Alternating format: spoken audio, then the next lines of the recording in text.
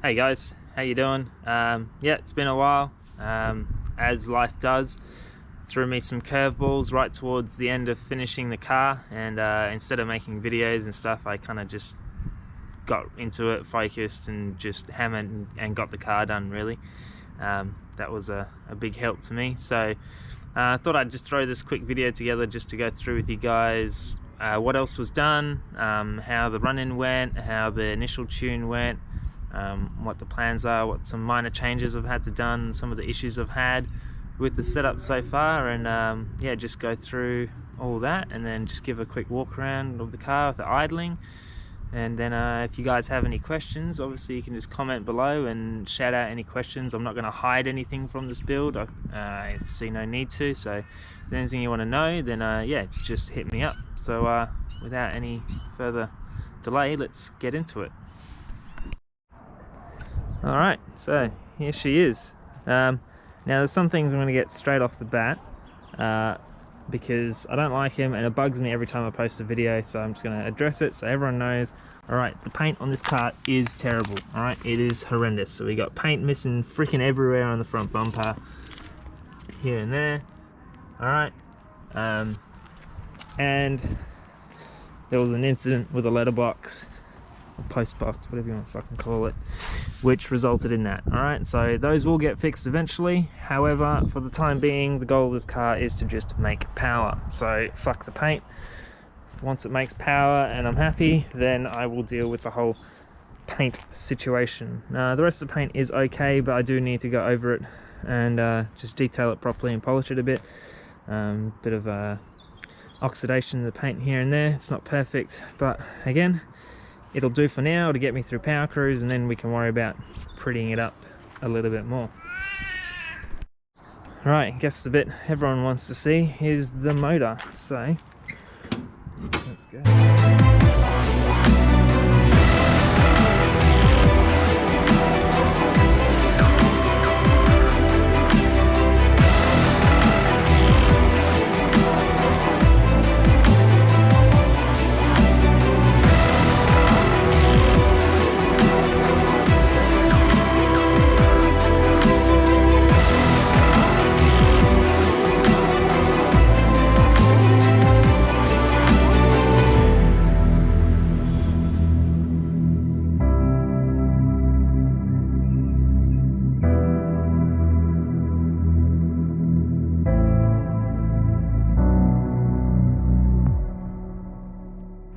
Alright, as many of you would know who watch the videos, it's a 2.6 litre bottom end, so pretty much an RB25 block. We've got a GDR crank, Nitto rods, and then pistons, so it makes it 2.6 litre bottom end. I'm also running the Nitto oil pump in the system with an ASR sump, and the ASR sump is up to 9 litres, and that's just to help with the volume from the Nitto pump to ensure we don't have any issues when we're running it really hard. This head does have restrictors in it. I believe they're the 1.2 mils or 1.3, can't quote me. It was, you know, like 5 years ago since I put those into this head. We're just running the Borg Warner SXE 364 turbo. That's going to be my restriction when we go for power, so that will really depend how much power the setup makes. Still running the Plasma Man intake on the stock runners, and the reason I kept this setup was for mid-range, and we'll go through that in a second. But really I wanted this thing to be more drivable on the street, have more mid-range punch, especially at roll racing, because it's over such a short distance. So I kept the Plasma Man head, Plasma Man intake, sorry, and then the whole head setup was based around trying to get more mid-range. And yeah, that actually worked out really well, and we'll go through that in a bit. Fuel system wise, so just running some Bosch 1650 injectors. These are the short injectors, so we just had to modify the spacers on the fuel rail, running the BPP fuel rail, all -8 going into the fuel rail. So ran custom braided lines, as you would have seen in some of my older videos. We've got the Injector Dynamics fuel filter here, really good fuel filter, high flow, excellent filtration. And then you've also got the little meter which tells you how blocked the filter is, so you know when to change it out, and then a pressure relief for when you want to change the filter out. It's just got a little screw filter here, really easy to access and deal with. The biggest thing change on this setup, I should say, is the head. So we've got a CNC ported head from Rams in New South Wales. So it's their CNC package. We've got 1mm oversized intake and exhaust valves. This is an RB25 head that we've now converted to solid lifters. And then clearancing for the larger cams. The cams in this setup are a set of GSC R1 cams, so it's a 272 intake and 276 exhaust at 10.5mm lift. Now I dialed the cams in, you can't really see, but we've got the 2 Tomei gears here, and I have removed VCT on this setup. Now some of you might be like, well, why would you remove VCT? You know, VCT is great and you can get big cams and blah. Look, I removed it because I went for a set of RB26 cams, and I haven't regretted it at all, and we'll go through that in a second. But this thing dries better than it ever did, and I don't notice the difference of the VCT, especially with these cams and the head setup. So yeah, story ended there. For those who don't know, to go to VCT, literally all I did was take it out and unplug the solenoid, so there wasn't much you had to do there. Also running a 6-boost manifold now, and then we've also upgraded the dump pipe to a 4-inch dump pipe to the 3.5-inch system out back. And this has really helped the car breathe that little bit better. In terms of coil packs, I'm still running the Spitfires. Now, again, you might be like, why didn't you get GTR? These haven't given me issues yet, and I'm not going to go spend 1,500 bucks on a set of coil packs until these become an issue. So yeah, I'm happy with them. They don't look the best, I don't really care. They work, they're functional. In terms of heat management, I've gone with a Funk Motorsports turbo beanie, and this is really high quality. Like, I was very impressed with the quality of this turbo beanie. It is significantly more expensive than an Aeroflow beanie. However, I think the quality is that little bit better and worth the additional price. I've also, I don't know if you can see it, but I've also got a wastegate beanie from Funk Motorsports down there, and then obviously the full exhaust and wastegate pipe are all covered in their titanium carbon wrap. So it's the little black you see in there. And some of you may know, we also ran titanium studs for the exhaust. The other difference with this setup is obviously we went to 1/2-inch head studs. Now I think that will mean I will crack this block eventually, just because we had to go to 87mm bore size as well due to the corrosion. I should have probably just gotten another virgin block, but I didn't. Mistakes were made. So we'll see. At least it's not going to lift the head, but yeah, we will probably eventually crack it when we start really trying to throw big power at it. 2 -10 breathers that run down, along, under, and then we have the catch can which sits just in there. It just makes it easier to drain. I wanted to run it in the boot, but there were so many lines going to the back, I just couldn't find a nice place to run the lines without compromising.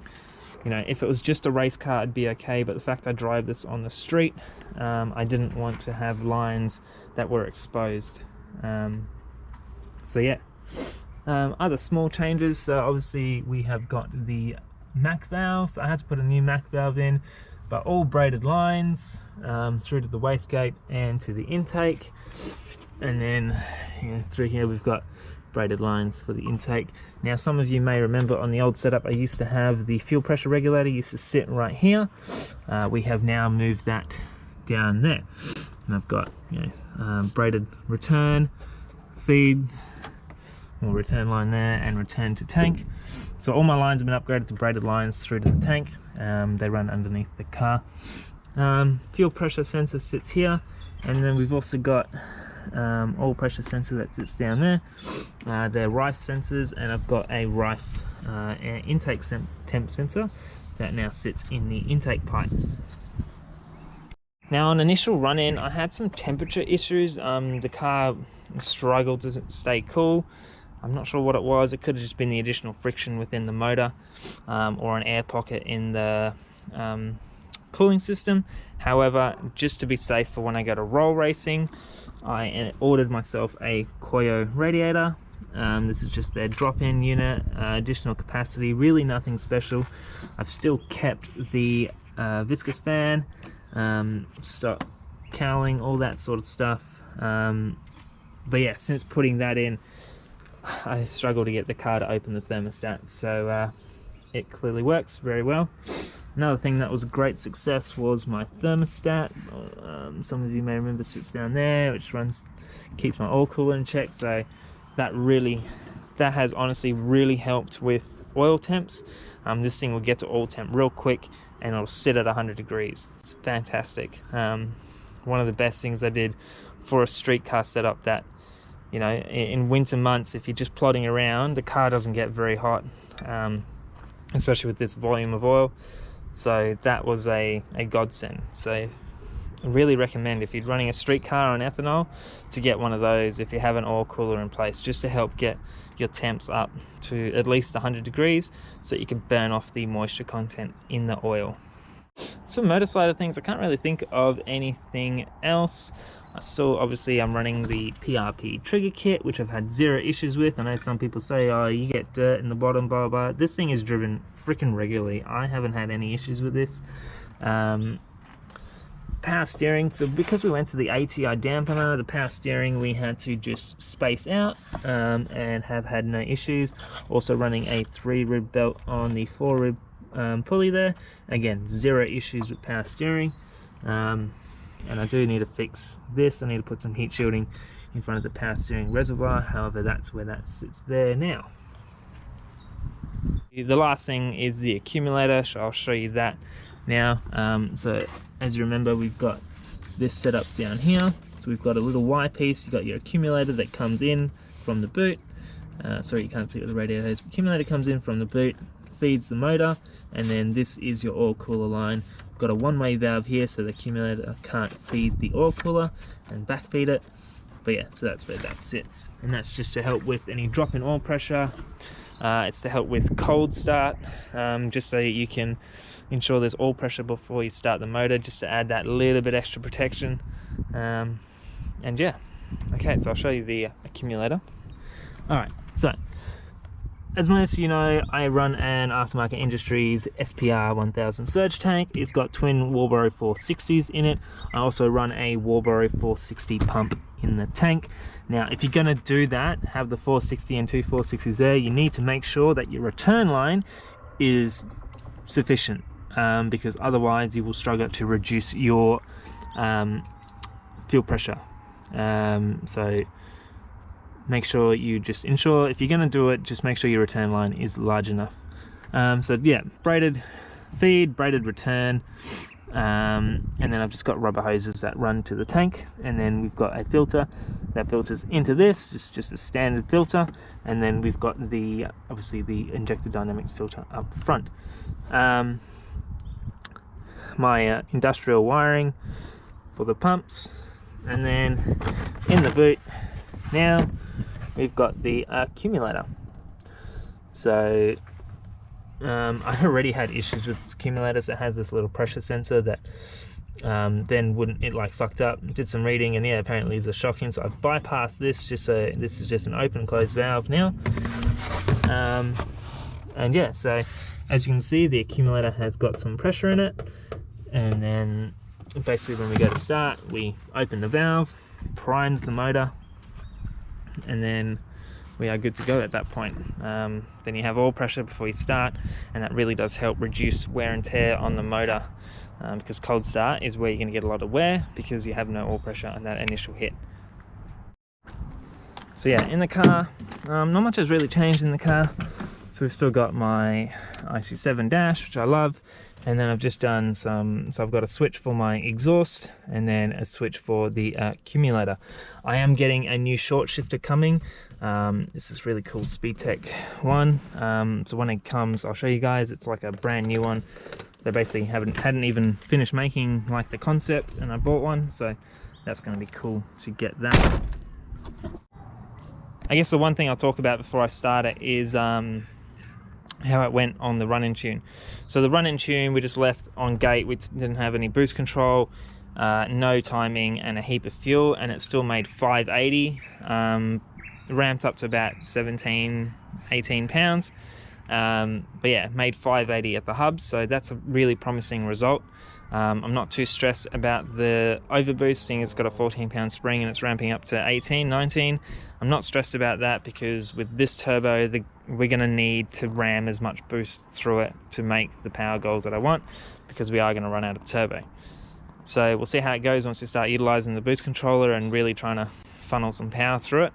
But really promising results off the hit. I don't know what torque it made, but the really big gains that I want to talk about here is the response gains on this setup. So like I said, I've eliminated VCT on this. All right, now I know someone else that went a very similar setup, same bottom end, not as much head work though, same bottom end, same turbo, Kelford 272 or 276 degree cams with VCT, and theirs was coming on by 5100. Now with this setup, we've managed to get it to come on by 4400. So it's a whole 500 RPM more responsive than what it was with big cams. So between the head work, the big cams, the way I've dialed them in, and the exhaust setup, I've managed to gain 500 RPM of response, which a lot of you know on a turbo car, that's incredible. Like, that's exactly what you want on the street, and you really do feel it when you drive this car. The amount of low-end torque this thing makes now compared to what it used to, it's like night and day. This thing's so much nicer to drive on the road. I guess what we want is to hear it start and do a bit of a walk around. So we'll piss my neighbours off because I'm sure they love it, and we'll start this thing up.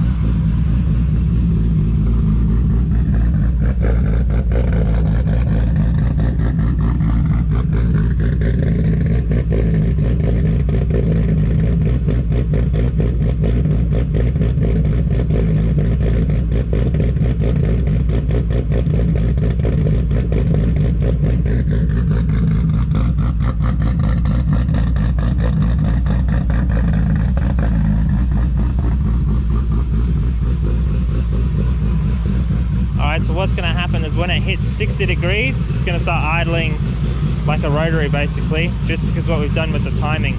So I think it's hit 60 degrees now, so here we go.